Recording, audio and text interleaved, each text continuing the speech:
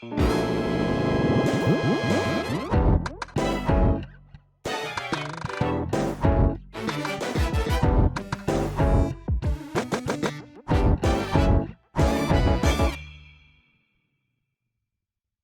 さんこんばんは。フォーラム8プレゼンツ玉木のスポーツジャーナリズムの時間がやってまいりました。MC のスポーツライター小崎です。このチャンネルはスポーツ文化評論家玉木正之が送る既存メディアとは異なる視点でスポーツの真の問題点を取り上げ考える番組です。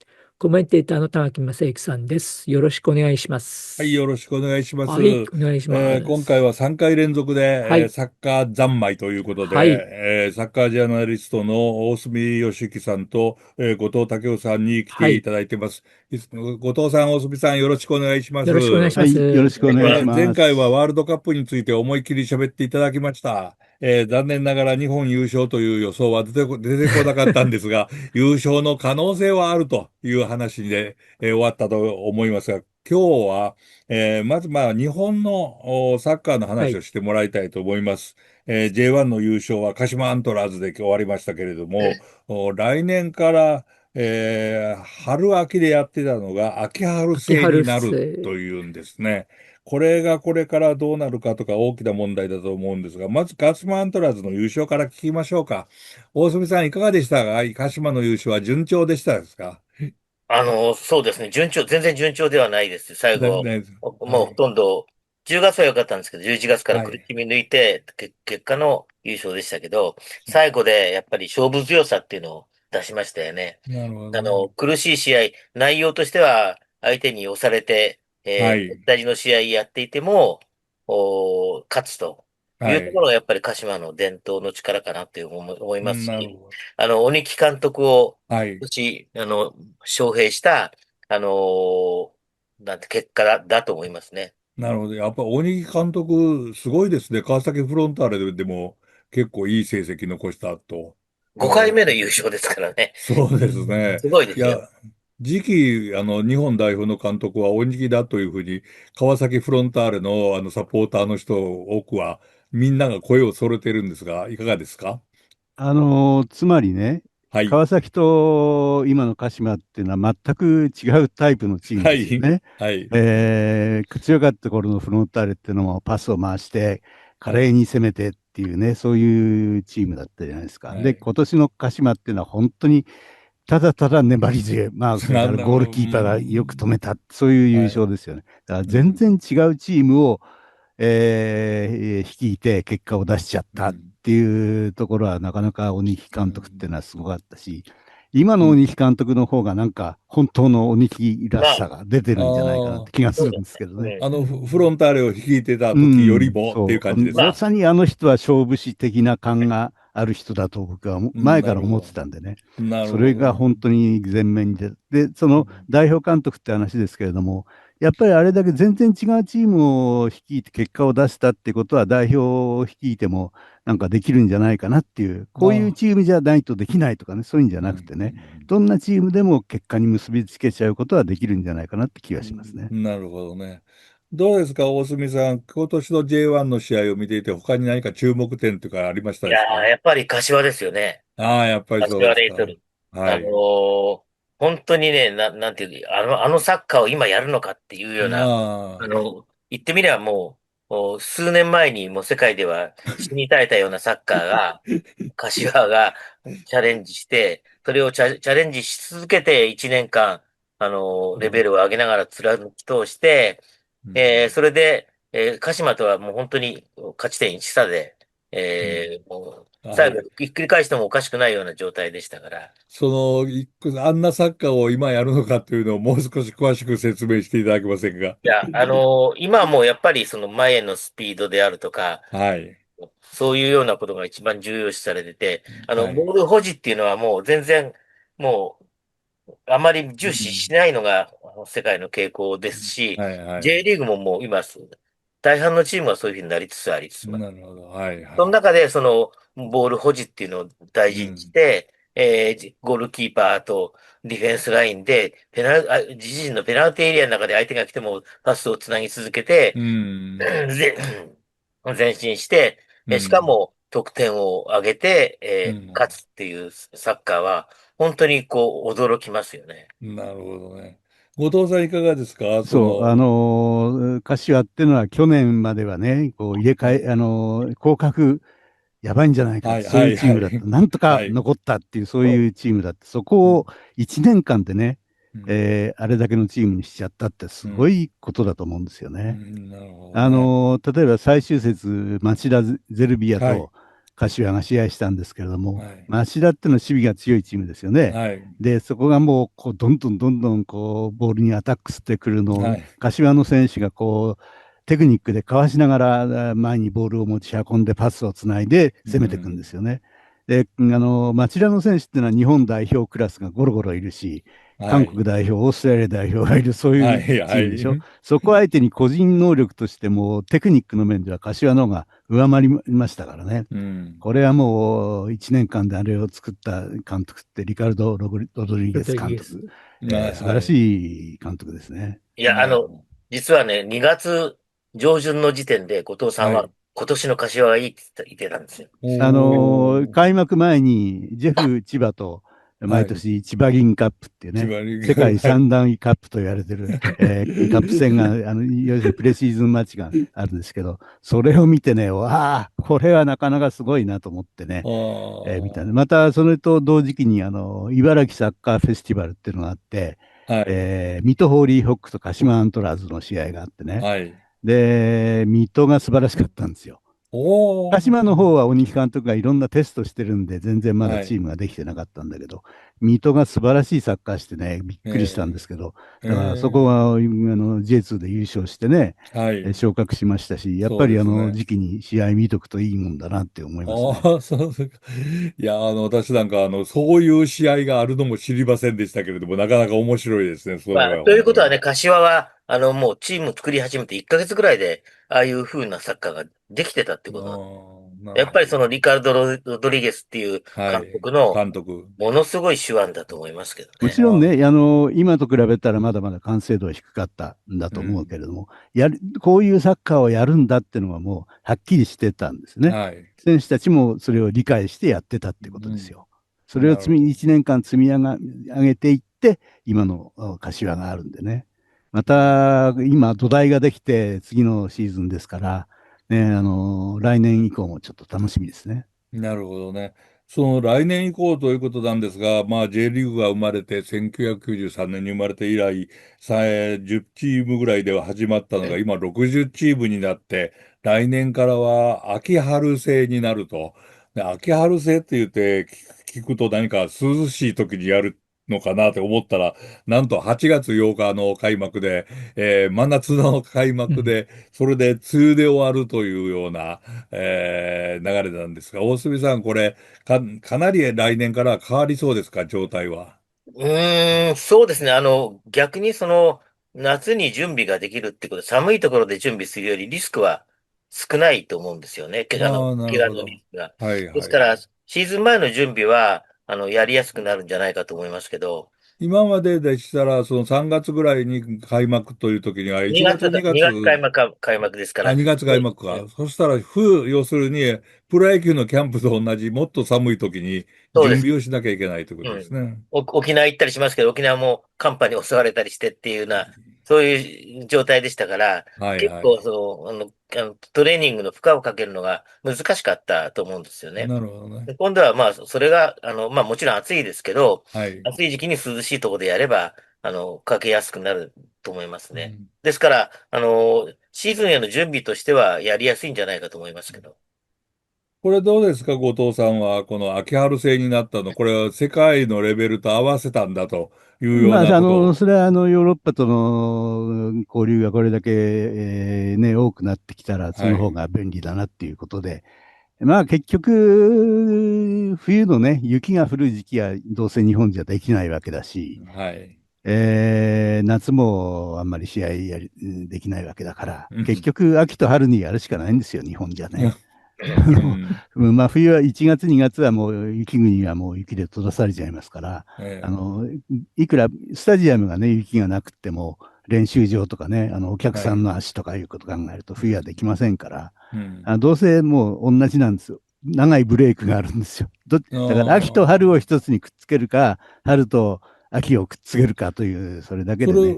冬にその雪のが降ってできないという時はどうするんですか、これは。長いウ午後になりィンターますよ。ブレイク。ウィンターブレイクがないんウィンですよね。ターブレイクがあるんですよ。かなりだか1月から1らかなり月いっぱい。長い。そう。だからそれは今とね、今だって結局、12月の初めまで、あって、年によっちゃ天皇杯が元日まであって、また2月末になって始まるんでね。だからその辺は今とそんな変わんないですよね。この秋春制に移行する前にですね、なんか J リーグ100年構想の記念リーグみたいなことをやるみたいなんですが、大杉さん、これはどういうふうな位置づけにしたらいいんですかね。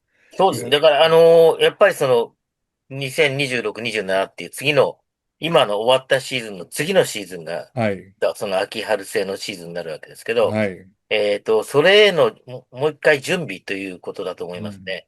ですから、ここでやっぱり、この試合で、この大会で勝てればいいとか、この大会乗り切ればいいじゃなくて、やっぱり26、27シーズンにつながるチーム作りの基礎をしていかないと、まあ、なんて言うんだろう、すごくもったいないことになるし、それがもしかしたら、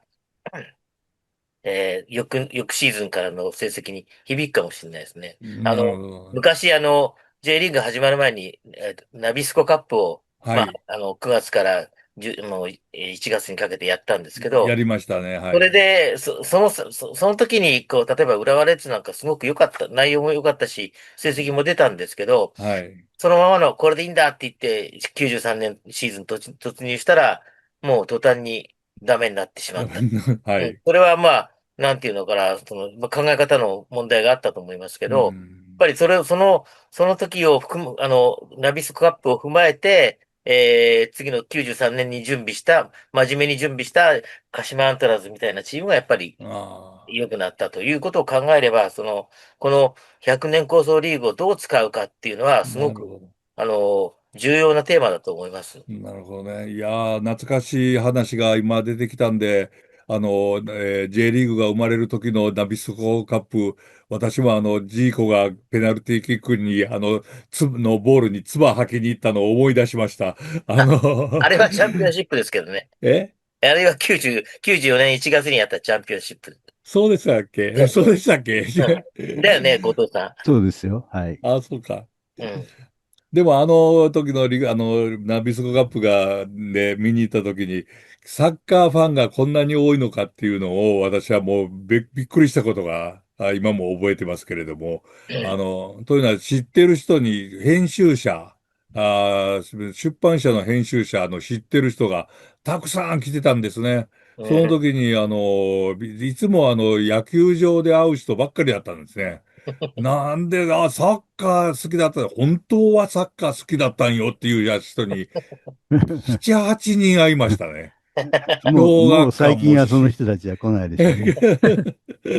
まあ、そんなこともありましたけど、思い出しましたけれども、後藤さんどうですか、その100年。今度のその半年間の、大会っていうのは、優勝すると賞金が出てね、あと ACL 出場権ももらえるという、人参はあるんだけど、逆に降格はないんですよね。最下位になっても J1 で残留できるんですよ。だから、思い切った、ことができると思うんですね。あんまり下の方のチームもその負けることを気にしないで準備としてね。だから本当に次の秋に8月の初めに次のシーズンが始まるときにまでにそこの試合を使って大会を使ってどれだけ新しいことに挑戦できるか、あるいは新戦力とかね、新監督の戦術とか、そういうものをいかにそれまでに準備をできるか。本当にだからそこでうまくいくか失敗するか、次のシーズンにかかってきますから、まあ、来年の8月に次のリーグ戦が開幕するときには、今のね、現在の2025年シーズンの最後とは、もう全然違う状況でスタートするチームもいっぱいあると思うんでね。非常にそういう意味で重要な大会ですよね。なるほどね。まあ、そういうふうにして新しい J リーグが来年からまた始まるということなんですけども、大隅さんは東京新聞に天皇杯の観客がちょっと入りが悪いの、これなんとかしなきゃいけないんじゃないかとはい。いうことを書かれまあ、ていたんです決勝けれども。戦がね、3万1000人しか入らなかったんですよね。はい、そうでで、すね。さっき玉木さんがネビはい。スカップの決勝戦見て、サッカーファンこんなにいたのかっていうふうなことをおっしゃってましたけど、はい。今年の天皇杯の決勝を見て、サッカーファンはこんなに少なかったのかと思いうーましたね。ん、なるほど。いるのは両チームのサポーターだけ。はい。サッカーファンが全然いない天皇杯の決勝でしたね。ああ、なるほど。昔の天皇杯も3万人ぐらい入ってたんですけど、そのはい。時はサッカーファンが3万人いて、サポーターはゼロだった。ゴール裏はゼロじゃないですよ。ガラガラ。50人ぐらいずついました。50まあ、ゼロに人。近いっていうかね。ゼロに近いうん数字だった。そう、いなでも、かった。だからゴール裏は誰もいなかったけど、両サイドにいた。はい。この間は、ゴール裏はいたけど、両サイドにはいないっていうような天皇杯の決勝だった。それは、なるほど。サッカーファン、一般の人がその天皇杯決勝に、興味持ってないっていうことで、すごく由々しき問題だと思います。天皇杯決勝の日ね、僕は午はい。前中大学の試合見てから国立競技場行ったんですよ。はい。そしたら、まあ、関係者席で見てたんですけども、後ろうん。の大学サッカー関係者の人たちが話しててね、うん。今日なんか天皇杯があるらしい、そうですか、知らなかったですって言ってたんですよね。要するに、サッカー関係者でも知らない人はいっぱいいるという、そういう大会なんですね。しいや、かもあれですよ、準決勝代表戦の間にやっちゃったんですからね。そうです。はい。主催者である協会自体がもう天皇杯その程度のだと思ってやってるわけですから、うん。そりゃ人が来なくなってもしょうがないですね。なるほど。でも、天皇杯自体は結構、面白かったんですよね。最初の方は。というか、法政大学が、法政だったかな。東洋大学。東洋うん。頑張ったりして、ジ間違いない。ャイアントキリングが結構出てきて、それ見ていて楽しかったんですけれども、それに天皇杯はかつてはお正月にありましたですよね。元旦に。これ、そんなことで終わる、元旦にあったらいいんではないっていうふうに、大隅さんは原稿に書かれてましたけども、どうですかいやいや、僕が書いたのは、はい。元旦にやればかな、元日にやれば、客が入ると思ったら大間違いだよっていうことなんですよ。さっき後藤さんが言ったように、すごく、はい。あの、準決勝と、例えば決勝までの間が1週間しかなければ、うん。サポーターだってなかなか準備できないですうん。し、うん。あの、そういうもんではない。もう少し真剣に天皇杯をやるっていうことを、協会ちゃんと考えないといけないんじゃないかと思いますけどね。な元るほど。日でやることのメリットっていうのは、みんながそれを知ってるってことですよね。はい。はい。元日、つまり天皇杯。今でもはい。元日にやるもんだと思ってる人いっぱいいますよ。サッカー関係者じゃないと。はい。元日じゃないのって言われますようね、よくね。ん。だから元日にサッカーの天皇杯ってもうみんなインプットされてるわけでしょ。はい。今みたいに毎年毎年開催の日が違っていたら、うん。それは分かんなくなっちゃいますよね。そうです特に興ね。味を持ってる人以うん。外はね。なだからるほどね。元日でなくてもいいから、もっはい。と覚えやすいように、毎年この日は天皇杯なんだよっていうのをね、うん。決めるといいですよね。例なえば、るほどね。ラグビーの早明戦は何月何日、早はい。慶戦は決まってるじゃないですか。はい。決まっああいうてますね。感じでね。はい。あのーそ例えば、リーグ戦が終わった翌週とかね。なんうかそういうふうに決ん。めるべきなんですよね。僕なるほど。はそれがいいと思います。う J ん。リーグが、まあ、5月の、終わり頃6に終月5日わって、に終わるらしいですうん。よ。はい。私の来年はいつ誕からら生日なんですけど。しいけど、はい。で、その翌週に、天皇杯の決勝をやるようにすれば、うん。すべてのシーズンの試合が終わって、最後、この試合をみんなで見て、うん。日本一になるチームを見ましょうっていうことで盛り上がると思うんですけど、なるほど。あの元日にやればいいってもう本当になんか非常に安易に、考えてるのは、うん。まあ、もちろん結果として元日にしても別にいいんですけど、あうん。のすごくこう、なんていうか天皇杯のことを考えると、ちょっと心配だなっていうふうに思いますよね。うん。なるほどね。まあ、日本のサッカーファンがどうなのか、これ、昔にという言い方をあまりしてはいけないのかもしれませんが、比べたら、各地方、J リーグのあるチームのあるところは、すごく根付いているという感じもしますし、日本代表のチームも盛り上がっているというふうにも思うんですけれども、大隅さんいかがですか？これからのテーマとは、日本サッカーの大きな課題のようなものは何になりまそれはすかね？ね、一つは、外的な要因がありますね。あの、うん。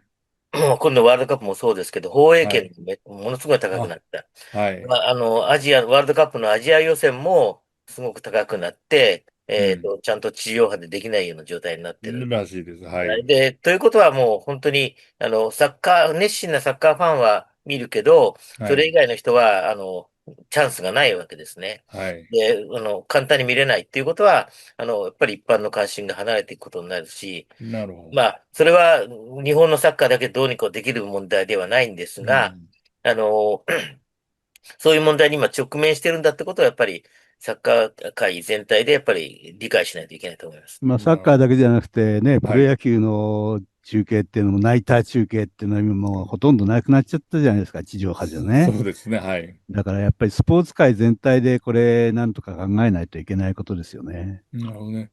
つい最近、私、メールをもらったのは、電通からなんですけれども、電通がかんだネットフリックスうん。が来年からの、WBC、ワールドベースボールクラシックを、うん、要するにネットそうそフリックスないとできないようになったと。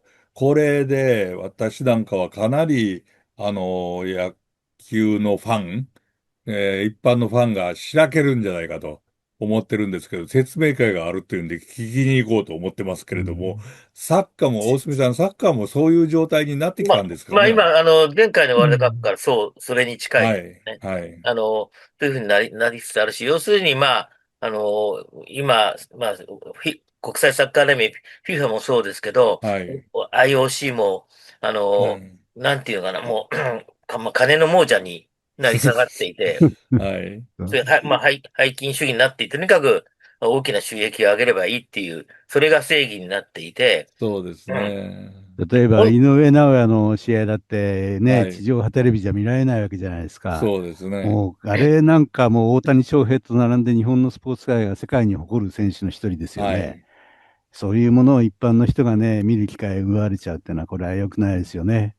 なので、最近はそうユニバーサルアクセス権という言葉も言われなくなってきたっていうような、感じですけれども、これ、大隅さん、改善の方法はありますかね？あの、イギリスにはそういう、法律があって、ワールはい。ドカップとかオリンピックは、一般一般で見られなきゃいけないっていうなるほ法律があるそうですけど、ど。はやっい。ぱりそのようにやっぱり、日本のスポーツどうするかっていう面では、そういうことも考えていかなきゃいけないかなと思います。なるほどね。日本の国家にとってスポーツって何なんだってことですよね。はい。やっぱりこれから少子高齢化社会になっていく中でスポーツはい。はやっぱり重要なものだしね。それはい。から失われた30年間でスポーツだけはこんうん。な元気になってるんですからね。日そ本を良くして元気にするためにはもっとスポーツに一般の人がこう親しめるような環境にしないといけないですよね。そうですね。経済がいまいち回復がしないっていうのは、スポーツを思い切りうまく利用していないからだという言いうん。方もしている人が、数は少ないですけどいますからね。私も言ってますけれども、うん。本当に数少ないですね。あれ、もう、新聞社がね、高校野球とか、プロ野球を、リードするのをやめれば、よっぽど日本の経済も上がると思うんですが、と。これは、単なるサッカーから離れた私の独り言でした。というような感じで、2回目のサッカーの話題を、これで終えてよろしいでしょうか、大隅さん。ありがとうございました。小僧さんもよろしいですか？もう終わっちゃうんですか？はい。次、第3回あ、目に、もう、はい。大きな話題、もう少し大きな話題、アジアの中での日本のサッカーというようなことを話していただきたいと思ってますんで、その時に話し忘れたことがあったら、どんどん出してください。よろしくお願いします。はい、皆さんご覧いただきありがとうございました。次回のフォーラム8プレゼンツ玉木のスポーツジャーナリズムは、今週のテーマ、日本サッカー2026ワールドカップと日本サッカーの未来を考えるのエピソード3、アジアカップ ACLE 女子サッカーはどうなるです。引き続き、大隅さんと後藤さんとともにお送りします。それでは皆さん、次のエピソードでお会いしましょう。さようなら。